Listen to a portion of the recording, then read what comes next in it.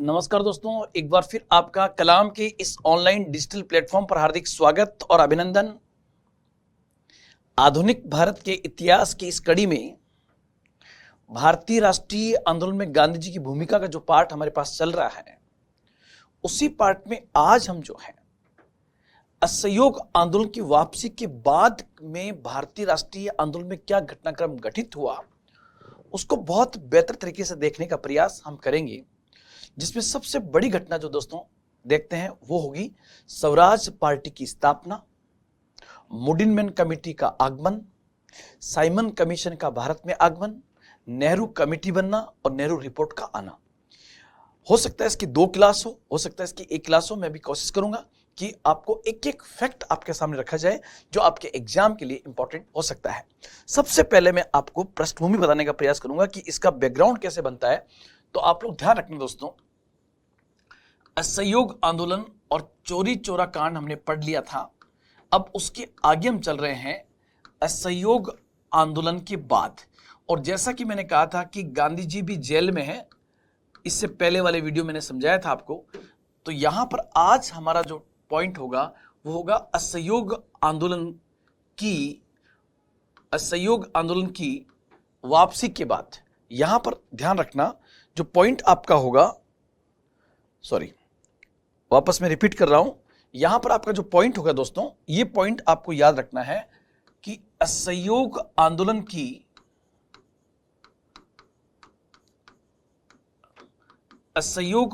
की वापसी के बाद, जैसे ही गांधी जी असहयोग आंदोलन वापस लेते हैं, उसके बाद एक्चुअल में कांग्रेस में 2 समूह उभर कर सामने आते हैं। ये तो मैंने आपको पहले ही बता दिया था कि गांधी जैसे ही नॉन कॉपरेशन मूवमेंट को वापस लेते हैं, सीआर दास, मोतीलाल नेहरू, ये एक पूरा ग्रुप जो है वो बेसिकली गांधी जी के विरोध में हो जाता है।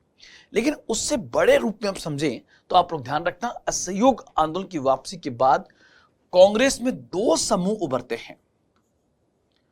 कांग्रेस में 2 समूह उभरे।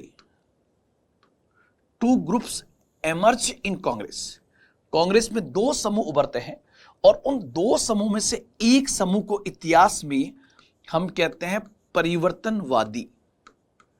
एक ग्रुप को हम कहते हैं परिवर्तनवादी। आप कहोगे सर ये कौन थे? ये बेसिकली वो थे जो कांग्रेस के परंपरागत कार्यक्रमों के साथ इनका कहना था बदलती परिस्थितियों में कांग्रेस को चुनाव में भाग लेना चाहिए। और आपको पता होगा असहयोग आंदोलन का एक इंपॉर्टेंट पॉइंट था कार्यक्रम में कि कांग्रेस चुनाव का बहिष्कार करेगी। जबकि यहां पर परिवर्तनवादी ये कह रहे हैं कि बदलती हुई परिस्थितियों के अंदर कांग्रेस को 1919 के अधिनियम के तहत 1923 में जो चुनाव होने वाले हैं उन इलेक्शंस के अंदर भाग लेना चाहिए। दूसरा पॉइंट आप लोग दोस्तों ध्यान रखना, इन्होंने कहा कि हमें विधान परिषदों को संघर्ष का क्षेत्र बना देना चाहिए। मतलब अगर चुनाव हम जीतेंगे तो विधान परिषद पहुंचेंगे और विधान परिषदों को संघर्ष का क्षेत्र बना देना चाहिए और बाहरी संघर्ष को आंतरिक संघर्ष के साथ जोड़ देना चाहिए। मतलब सड़क पर कांग्रेस का संघर्ष चल रहा है उसको विधान परिषद तक पहुंचाइए और बाहर के संघर्ष को अंदर के संघर्ष से जोड़ दो, ताकि ब्रिटिश नीतियों का हम वहां पहुंचकर पर्दाफाश कर सकें। कहना तो बहुत अच्छा था। आपको सर किसने कहा? तो यहां पर जो परिवर्तनवादियों के नाम आते हैं उसमें पहला सबसे बड़ा नाम है सीआर दास का, चित्तरंजन दास, जिन्हें लोक बंधु चित्तरंजन दास कहते हैं, बंगाल के बहुत बड़े नेता थे और सुभाष चंद्र बोस के एक प्रकार से गुरु माने जाते हैं। और दूसरा नाम था जवाहरलाल नेहरू के फादर थे मोतीलाल नेहरू और इलाहाबाद के बड़े नेता माने जाते हैं मोतीलाल नेहरू और बहुत बड़े वकील भी थे। सीआर दास और मोतीलाल नेहरू इस बात को रखते हैं कि कांग्रेस को बदलती हुई परिस्थितियों में चुनाव में भाग लेना चाहिए। अब जब यह बात रखी गई तो आप लोग ध्यान रखना, जो कांग्रेस का दूसरा ग्रुप था जिसको हम कहते हैं अपरिवर्तनवादी, जिसको हम कहते हैं अपरिवर्तनवादी। आप कहोगे सर ये जो अपरिवर्तनवादी था ये ओरिजिनली कौन थे? तो ये बेसिकली गांधीवादी थे, और गांधी जी ने इनको संकेत कर दिया था जेल से ही कि चुनाव में भाग नहीं लेना है, चुनाव में भाग नहीं लेना है। अब आप देखिए जो अपरिवर्तनवादी थे उसमें जो बड़ा नाम आता है वो बड़े नाम में एक नाम आता है सी राजगोपालाचारी का। सी राजगोपालाचारी आप लोग ध्यान रखना, बेसिकली कांग्रेस के बड़े मद्रास के नेता थे। नंबर 2 डॉक्टर राजेंद्र प्रसाद का, डॉक्टर राजेंद्र प्रसाद का, और एक बड़ा नाम आता है सरदार पटेल का, सरदार वल्लभ भाई पटेल का। आप लोग ध्यान रखना, सरदार पटेल तो इस साइड में है, सरदार वल्लभ भाई पटेल तो इस साइड में है, और सरदार वल्लभ भाई पटेल के बड़े भाई थे विट्ठल भाई पटेल, वो विट्ठल भाई पटेल इधर है, ध्यान रखना, विट्ठल भाई पटेल इस साइड में है। ये भी आप लोग यहां पर स्पेशली ध्यान रखोगे। तो कांग्रेस दो ग्रुप में बट गई है, एक ग्रुप ये था और एक ग्रुप ये था। जब इन्होंने कहा, किसने, परिवर्तनवादियों ने, कि हमें बदलती परिस्थितियों में चुनाव में भाग लेना चाहिए, तो इन्होंने कहा कि अगर आपने चुनाव में भाग लिया, अगर चुनाव में भाग लिया, तो इनका कहना था कि अगर हमने चुनाव में भाग लिया तो राष्ट्रवादी उत्साह कमजोर पड़ेगा, राष्ट्रवादी उत्साह कमजोर पड़ेगा, कांग्रेस पार्टी के अंदर ही आपस में टिकटों को लेकर घमासान मचेगा कि मुझे टिकट दो, मुझे टिकट दो, टिकटों को लेकर घमासान मचेगा, इसलिए इस समय हमें चुनाव में भाग नहीं लेना चाहिए। ऐसे करके दोस्तों ध्यान रखना, ओरिजिनली ये लड़ाई तो गांधीवादी विचारधारा के साथ में थी। गांधी जी से ये लोग असहयोग आंदोलन के बाद, उसकी वापसी के बाद से ही असंतुष्ट थे, तो इसलिए इस ग्रुप का मानना था कि अब बदलती परिस्थितियों में कांग्रेस को चुनाव में भाग लेना चाहिए, और गांधी जी इस समय जेल में है। अब क्या होगा? तो ध्यान रखना, यहां पर फिर एक इंपॉर्टेंट क्वेश्चन बनेगा, कांग्रेस का वार्षिक अधिवेशन, कांग्रेस का वार्षिक अधिवेशन। आप कहोगे सर ये कांग्रेस का वार्षिक अधिवेशन और कौन सा वर्ष चल रहा है? 1922। तो आप लोग ध्यान रखना, कांग्रेस का वार्षिक अधिवेशन दिसंबर 1922 में कहां पर हुआ? तो ये बेसिकली गया में हुआ, और गया कहां पड़ता है? बिहार में पड़ता है, वहां पर ये अधिवेशन हुआ, और इस अधिवेशन की अध्यक्षता जो है वो बेसिकली सी.आर. दास ने की। इस अधिवेशन की अध्यक्षता जो है यहां पर सी.आर. दास ने की, और ये जानकर आपको अचंभा होगा कि इसी अधिवेशन में ये प्रपोजल रखा गया। कौन सा प्रपोजल? कि कांग्रेस को बदलती परिस्थितियों में, कांग्रेस को बदलती परिस्थितियों में चुनाव में भाग लेना चाहिए, चुनाव में भाग लेना चाहिए, यह प्रपोजल रखा गया। और कांग्रेस वर्किंग कमेटी में अधिकांश मेंबर गांधीवादी थे, और अध्यक्ष थे अध्यक्ष थे परिवर्तनवादी सी.आर. दास, और उनका प्रपोजल ही फेल हो गया। मतलब जो अध्यक्ष है उनके मत को ही एक प्रकार से अस्वीकार कर दिया गया। अगर ये प्रपोजल फेल होता है तो इस प्रपोजल के फेल होने का मतलब होगा सी.आर. दास की बात को स्वीकार नहीं किया गया। तो यहां पर दोस्तों ध्यान रखना, ये जो प्रपोजल था, ये प्रपोजल कांग्रेस वर्किंग कमेटी में फेल हो गया, मतलब अस्वीकार हो गया। और जैसे ही अस्वीकार हुआ, कांग्रेस का जो 1922 का दिसंबर के अंत में जो गया अधिवेशन हुआ, उस अधिवेशन से दो नेता पूरी तरह से असंतुष्ट होकर बाहर निकल गए, जिसमें एक तो उस समय के कांग्रेस के अध्यक्ष थे जिनका नाम था सी.आर. दास। और यहीं से दोस्तों आप लोग ध्यान रखना, यहीं से एक नई पार्टी बनती है जिसको इतिहास में हम कहते हैं स्वराज पार्टी। और ध्यान रखना, स्वराज पार्टी अचानक एग्जिस्टेंस में आई है, मतलब दिसंबर 1922 तक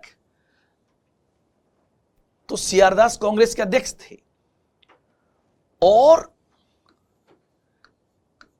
अचानक मतलब एक सप्ताह के भीतर ही ऐसा परिवर्तन हुआ कि 1 जनवरी 1923 को अचानक एक पार्टी एग्जिस्टेंस में आ जाती है जिसे इतिहास में स्वराज पार्टी कहते हैं, जिसे इतिहास में स्वराज पार्टी कहते हैं। आप लोग ध्यान रखना, इस पार्टी का वास्तविक नाम क्या था जिस समय स्टैब्लिश होती है। इस पार्टी का जो रियल नेम था, जो इसका वास्तविक नाम था, वो था कांग्रेस खिलाफत स्वराज पार्टी। इसका वास्तविक नाम क्या था? तो आप लोग ध्यान रखना, इसका जो रियल नेम है वो इसका रियल नेम था कांग्रेस खिलाफत स्वराज पार्टी। कांग्रेस खिलाफत स्वराज पार्टी, इस पार्टी का वास्तविक नाम था कांग्रेस खिलाफत स्वराज पार्टी। और इतिहास में इसे किस नाम से जाना जाता है? तो इसे केवल स्वराज पार्टी के नाम से जानते हैं। और दोस्तों दूसरा पॉइंट आप लोग ध्यान रखना इसी के अंदर कि इसका अधिवेशन जो है, इसका अधिवेशन जो है वो होता है मार्च 1923 में, और यहीं पर इसकी विधिवत स्थापना होती है। हालांकि मैंने एक बात तो कह दी आपको, विधिवत स्थापना तो इसकी स्थापना तो 1 जनवरी 1923 में होती है, लेकिन पूरे कार्यकर्ताओं के साथ में जो विधिवत स्थापना है वो बेसिकली यहीं पर होती है। और यहीं पर विधिवत रूप से इसका पहला सम्मेलन हुआ मार्च 1923 में। और ये सम्मेलन कहाँ पर हुआ था? तो ये सम्मेलन इलाहाबाद में हुआ था। और इसकी स्थापना भी कहाँ पर होती है? तो स्थापना भी इसकी इलाहाबाद के अंदर होती है। इलाहाबाद उस समय यूपी का बड़ा सिटी माना जाता था। अब आप कहोगे सर इसके संस्थापक कौन थे? इसके संस्थापक कौन थे? तो संस्थापकों में 2 नाम आता है। इसके अध्यक्ष बनते हैं चित्तरंजन दास। संस्थापक में 2 नाम आते हैं, सीआर दास और दूसरा नाम था मोतीलाल नेहरू का। ये 2 नाम आपको याद स्पेशली रखने हैं, सीआर दास और मोतीलाल नेहरू का। सीआर दास इस पार्टी के अध्यक्ष बन जाते हैं और मोतीलाल नेहरू जो है वो बेसिकली यहां पर इस पार्टी के सेक्रेटरी बन जाते हैं। इस पार्टी के सेक्रेटरी यहां पर बन जाते हैं। अब आप कहोगे सर कि ये पार्टी तो आपने कहा कि कांग्रेस के खिलाफत में हुई थी, तो फिर बाद में ऐसी क्या बात हुई कि ये पार्टी जो है स्वराज पार्टी के नाम से जानी गई? तो बाद में कांग्रेस के साथ में आप लोग ध्यान रखना, कांग्रेस की एक प्रेस कॉन्फ्रेंस होती है और उस प्रेस कॉन्फ्रेंस में मनाया गया, कांग्रेस की एक प्रेस कॉन्फ्रेंस होती है और उस प्रेस कॉन्फ्रेंस में यह कह दिया गया कि स्वराज पार्टी कांग्रेस के अंदर का ही एक समूह है। मतलब स्वराज पार्टी कांग्रेस से अलग नहीं है। यह बात कौन कह रहे हैं? अपरिवर्तनवादी जो कांग्रेस के अंदर है। क्योंकि उनको लग गया कि अगर हमने चुनाव नहीं लड़ा और स्वराज पार्टी ने चुनाव लड़ा तो जो कांग्रेसी चुनाव लड़ना चाहते हैं वो सब के सब स्वराज पार्टी में चले जाएंगे और निश्चित रूप से स्वराज पार्टी को सफलता प्राप्त होगी, क्योंकि दूसरा कोई चुनाव लड़ने वाला है ही नहीं। तो कांग्रेस ने जो बैकग्राउंड तैयार किया उसका फायदा स्वराज पार्टी को मिल जाएगा। इसलिए यहां पर दोस्तों कांग्रेस की प्रेस कॉन्फ्रेंस होती है और उसमें कह दिया गया कि स्वराज पार्टी कांग्रेस के अंदर का ही एक समूह है, अतः जो चुनाव लड़ना चाहे वो स्वराज पार्टी के टिकट पर चुनाव लड़ सकता है। और इसी के साथ एक प्रकार से कांग्रेस का विभाजन होने से रुक जाता है, नहीं तो फिर सूरत अधिवेशन की तरह वापस बात आती।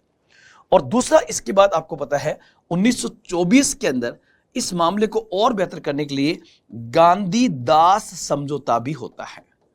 गांधी और सीआर दास के बीच में एक एग्रीमेंट भी हुआ जिसको हम देखने का प्रयास करेंगे। यह बेसिकली अंदर लेने का ही एक प्रयास था। अब आप कहोगे सर जिस स्वराज पार्टी की स्थापना हुई क्या उसको सफलता प्राप्त हुई? तो देखिए आप सफलता कहां प्राप्त होगी। नंबर 1, स्वराज पार्टी को सफलता, और इस सफलता के डायमेंशन को मैं आपको इस प्रकार से समझा देता हूं। स्वराज पार्टी की सफलता को आप लोग ध्यान रखना।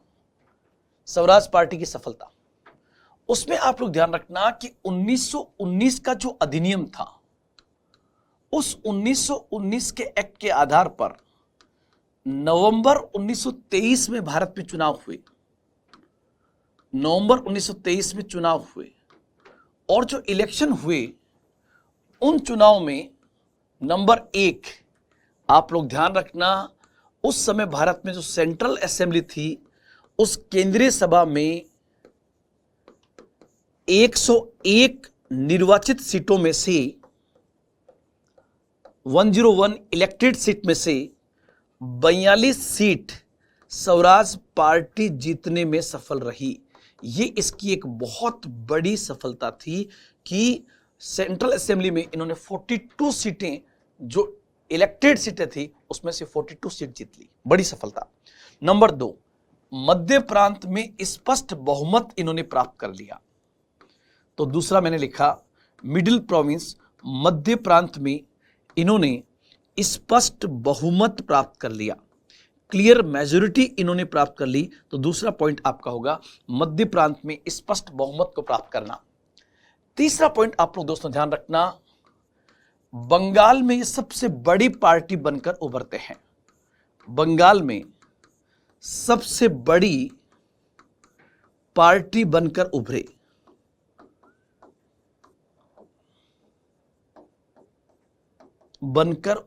ये पॉइंट भी आपको इसमें याद रखना है।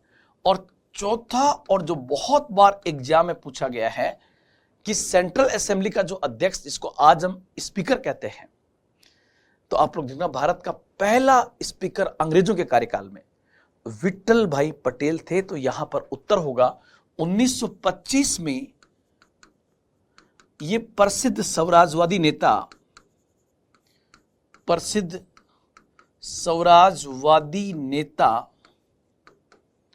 विट्ठल भाई पटेल को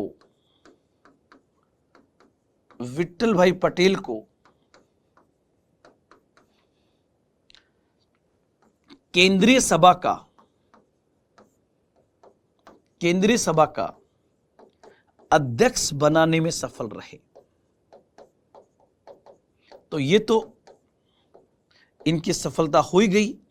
साथ ही साथ दोस्तों आप लोग ध्यान रखना, 1922 से लेकर 1927 तक राष्ट्रीय आंदोलन में उत्साह बनाए रखा इन्होंने। राष्ट्रीय आंदोलन में इन्होंने उत्साह बना के रखा, यह भी एक बड़ी बात थी। साथ ही साथ इन्होंने ब्रिटिश नीतियों का पर्दाफाश भी किया।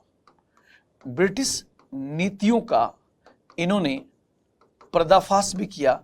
कुल मिलाकर उस अल्पकाल के अंदर इन्होंने सफलता प्राप्त की, यह हमें मानना पड़ेगा। लेकिन दोस्तों आप लोग ध्यान रखना, 1925 के अंदर सीआर दास का निधन हो जाता है, सीआर दास की डेथ होती है। और साथ ही साथ इसी समय स्वराजवादी पार्टी में कुछ सांप्रदायिक तत्वों का प्रवेश होता है, जिसके कारण स्वराज पार्टी अपने मूल उद्देश्य से भटक जाती है। इसलिए कहते हैं कि स्वराज पार्टी का भारतीय राष्ट्रीय आंदोलन में आगमन उल्कापिंड साबित हुआ। उल्कापिंड का मतलब क्या होगा? उल्कापिंड अचानक आता है, तो स्वराज पार्टी का आगमन भी अचानक हुआ। अचानक आता है उल्कापिंड, लेकिन प्रभाव छोड़ता है। प्रभाव 100% छोड़ दिया, लेकिन जल्दी गायब हो जाते हैं। स्वराज पार्टी भी जल्दी भारतीय राष्ट्रीय आंदोलन से गायब हो गई। इसलिए कहते हैं कि भारतीय राष्ट्रीय आंदोलन में स्वराज पार्टी की भूमिका उल्कापिंड साबित हुई। तो ये पॉइंट आपको यहां पर ध्यान रखना है। अब इसी से जुड़ा हुआ एक पॉइंट और हम पढ़ते हैं, और आपसे पूछे, अभी तक एग्जाम के पॉइंट से ये क्वेश्चन पूछा ही नहीं गया है कि मुडिन मैन कमिटी जो 1924 में बनी थी,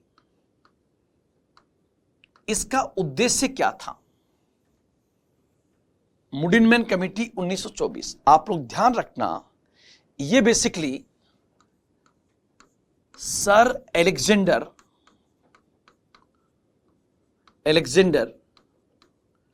मुडिन मैन के नेतृत्व में बनाई गई थी।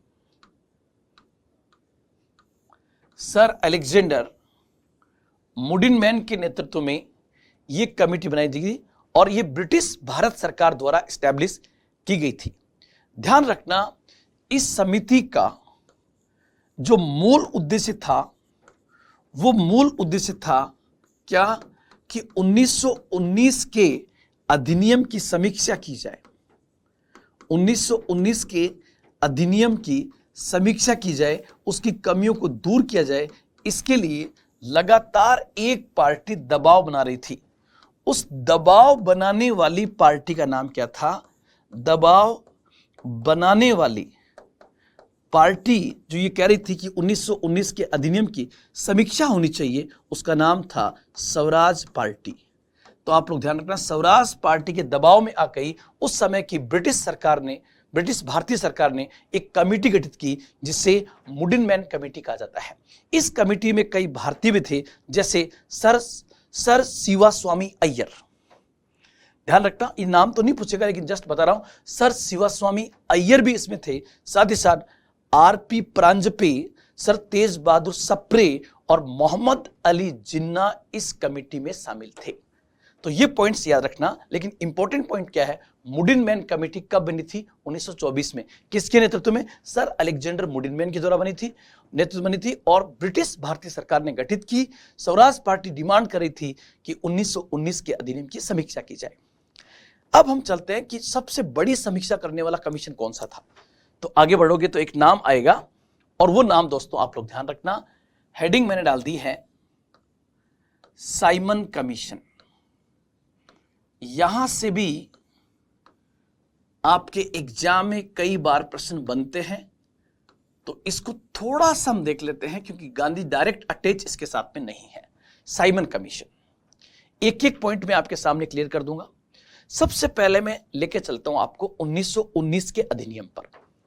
तो आप लोग ध्यान रखना, जो 1919 का अधिनियम था, जिसे मॉन्टेग्यू चेम्सफोर्ड सुधार भी कहा जाता है, उस 1919 के अधिनियम का अंतिम बिंदु था, ये लास्ट पॉइंट था। और लास्ट पॉइंट क्या था कि 10 वर्ष बाद इस अधिनियम की समीक्षा की जाएगी। 10 वर्ष बाद इस अधिनियम की समीक्षा की जाएगी, और इसके लिए ब्रिटिश सरकार एक वैधानिक आयोग भारत में भेजेगी। तो आपसे पूछे कि जो साइमन कमीशन का आगमन हुआ है, वो आगमन क्यों हुआ है? क्योंकि 1919 के अधिनियम में स्पष्ट रूप से लिखा हुआ था कि इस अधिनियम की 10 वर्ष बाद में समीक्षा की जाएगी। इसलिए ब्रिटिश सरकार 1919 के अधिनियम की समीक्षा करने के लिए इस कमीशन को भारत में भेजती है। तो यहां से फिर क्लियर हुआ कि साइमन कमीशन जो था, इस कमीशन का ऑब्जेक्ट क्या था, इसका उद्देश्य क्या था। तो आप लोग ध्यान रखना, इसका सीधा सीधा उद्देश्य 1919 के अधिनियम की समीक्षा करना और एक नए अधिनियम का ड्राफ्ट तैयार करना। 1919 के अधिनियम की समीक्षा भी करना और प्लस नए अधिनियम का या नया एक ड्राफ्ट भी प्रेजेंट करना, कि अगर आप समीक्षा करते हो और कहीं पर कमी आती है तो उसका नई ड्राफ्टिंग क्या होनी चाहिए, ये इसका ऑब्जेक्ट था। आप कहोगे सर, ये जो कमीशन इंडिया में आया, ये किसके नेतृत्व में आया था? तो उत्तर होगा, ये बेसिकली सर जॉन साइमन के नेतृत्व में भारत आता है। सर जॉन साइमन के नेतृत्व में यह कमीशन इंडिया में आया था। सर जॉन साइमन के नेतृत्व में। यहां पर आप लोग ध्यान रखना, इसमें जो टोटल मेंबर थे वो संख्या 7 थी, और ये 7 के साथ सभी अंग्रेज थे, मतलब कमीशन के हेड सहित सभी अंग्रेज थे। इसी बात को लेकर अंग्रेज के खिलाफ भारतीय नाराज होंगे। Simon commission. अब आपको सर कुछ ऐसे पॉइंट बता दो ना जो अभी तक हमारे एग्जाम में पूछे ही नहीं गए हैं। तो आप लोग ध्यान रखना, आपसे पूछे कि साइमन कमीशन का गठन या इसकी नियुक्ति बेसिकली किसके द्वारा की गई थी, तो आप लोग ध्यान रखना, इसकी नियुक्ति ब्रिटिश सरकार करती है, जो लंदन में है। ब्रिटिश सरकार द्वारा इसकी नियुक्ति की जाती है। आप कहोगे सर उस समय ब्रिटिश सरकार किस पार्टी की थी? तो उस समय ब्रिटिश सरकार थी कंजर्वेटिव पार्टी की। कंजर्वेटिव पार्टी सत्ता में थी। यह पॉइंट भी आपको ध्यान रखना है कि उस समय जिसमें साइमन कमीशन आ रहा है, कौन सी पार्टी ब्रिटेन के अंदर सत्ता में थी? तो उत्तर होगा कंजर्वेटिव पार्टी सत्ता में थी। और ब्रिटिश पीएम कौन था? तो ध्यान रखना उस समय ब्रिटिश प्रधानमंत्री जो है वो ब्रिटिश पीएम स्टैनली था। ब्रिटिश पीएम उस समय कौन है? स्टैनली था। अब वापस मैंने क्या बोला कि साइमन कमीशन की नियुक्ति कौन करता है? ब्रिटिश सरकार करती है। ब्रिटिश सरकार उस समय किस पार्टी की थी? कंजर्वेटिव पार्टी की थी। कंजर्वेटिव पार्टी की तरफ से कौन सा व्यक्ति पीएम बना था ब्रिटेन का? तो स्टैनली उस समय पीएम था। ठीक है। अब आप कहोगे सर आपने यहां पर लिखा नियुक्ति, ये नियुक्ति कब हुई थी? तो ध्यान रखना ये नियुक्ति बेसिकली नवंबर 1927 में इस कमीशन का अपॉइंटमेंट होता है, इसकी नियुक्ति होती है। और यहां पर आप लोग ध्यान रखना जैसे ही ये नियुक्ति होती है आपसे फिर एग्जाम में एक प्रश्न बनेगा और वो प्रश्न आपका होगा कि भारत संबंधी या भारत का पहला वैधानिक आयोग किसको कहा जाता है? भारत का पहला वैधानिक आयोग किस कमीशन को कहा जाता है? वैधानिक आयोग किस कमीशन को कहा जाता है? तो आप लोग ध्यान रखना इसका उत्तर होगा साइमन कमीशन। इसका उत्तर होगा साइमन कमीशन भारत का पहला वैधानिक आयोग माना जाता है जो 1919 के अधिनियम की समीक्षा करने के लिए भारत आएगा। फिर एक बात आप कहोगे सर हमारे यहां थोड़ी सी कंट्रोवर्सी हो रही है। किस बात की? कि सर आपने यहां लिखा कि 10 वर्ष बाद इसकी समीक्षा की जाएगी, तो फिर ये 2 वर्ष पहले क्यों आया? ये कमीशन 2 वर्ष पहले क्यों आता है? तो आप लोग ध्यान रखना इसका उत्तर होगा कि ब्रिटेन में चुनाव होने वाले थे। ब्रिटेन में चुनाव होने वाले थे और उन चुनावों को देखते हुए उस समय की सत्ताधारी पार्टी कंजर्वेटिव पार्टी भारत का भविष्य लेबर पार्टी के भरोसे नहीं छोड़ना चाहती थी। मतलब आप ये समझ लीजिए कि जैसे भारत में बीजेपी कांग्रेस है, उस समय ब्रिटेन के अंदर 2 इंपॉर्टेंट पार्टीज थी, वही आज है, कंजर्वेटिव पार्टी और लेबर पार्टी। कंजर्वेटिव पार्टी को ऐसा लगा कि हो सकता है कि आने वाले चुनाव में हम चुनाव न जीत पाए और लेबर पार्टी की सरकार बन जाए। तो लेबर पार्टी क्या करेगी हमें नहीं पता, लेकिन भारत जैसे महत्वपूर्ण उपनिवेश का फैसला हमें चुनाव से पहले कर देना चाहिए। इसलिए इन्होंने जानबूझकर इस कमीशन को भारत में 2 साल पहले भेज दिया। फिर आएगा सर जब यह कमीशन आ रहा था तो भारत में इसका विरोध क्यों हुआ? कुछ पॉइंट्स और देखते हैं। देखिए आप, सबसे पहले यह हेडिंग मैंने यहां पर डाल दी साइमन कमीशन। कुछ पॉइंट्स जो रह रहे हैं वो यहां अपन कर लेंगे। साइमन कमीशन, साइमन कमीशन यहां पर दोस्तों आप लोग ध्यान रखना, साइमन कमीशन जो है इसकी नियुक्ति जो है ये नवंबर 1927 में ब्रिटिश सरकार कर देती है। नवंबर 1927 में ब्रिटिश सरकार देती है। लेकिन भारत कब आता है ये? तो भारत आया, और भारत में कहां पर आया? तो भारत में आता है ये बॉम्बे बंदरगाह पे उतरता है।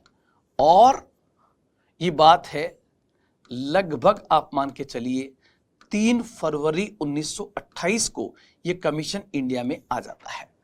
3 फरवरी 1928 को जब 3, और इसकी नियुक्ति कब हो रही है? नवंबर 1927 में। और आपको पता नवंबर के बाद आएगा दिसंबर। तो दिसंबर 1927 में कांग्रेस का वार्षिक अधिवेशन जो है कांग्रेस का वार्षिक अधिवेशन,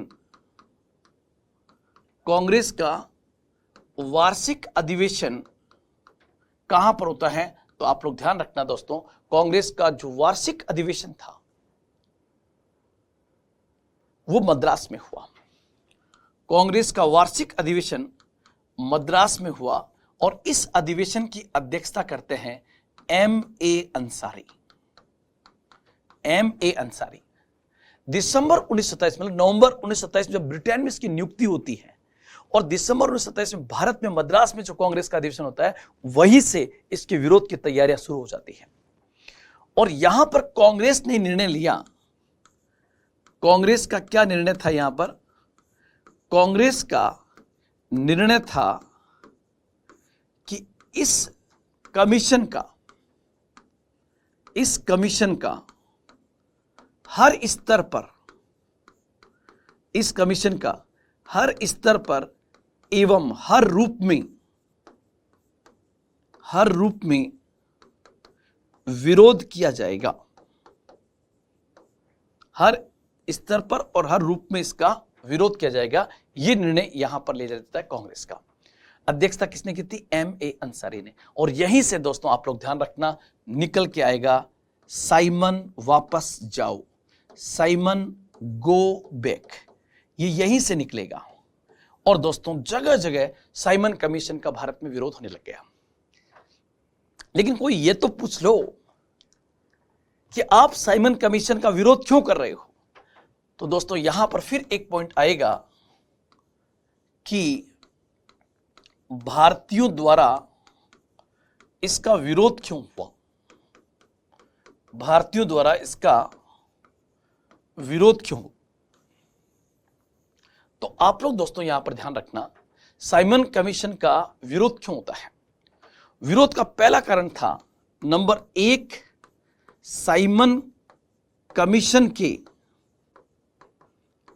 के सभी सदस्यों का,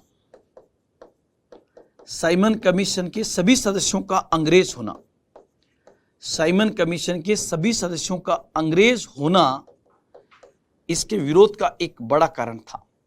मतलब यह होगा कि उस समय ब्रिटिश पार्लियामेंट में भारतीय थे।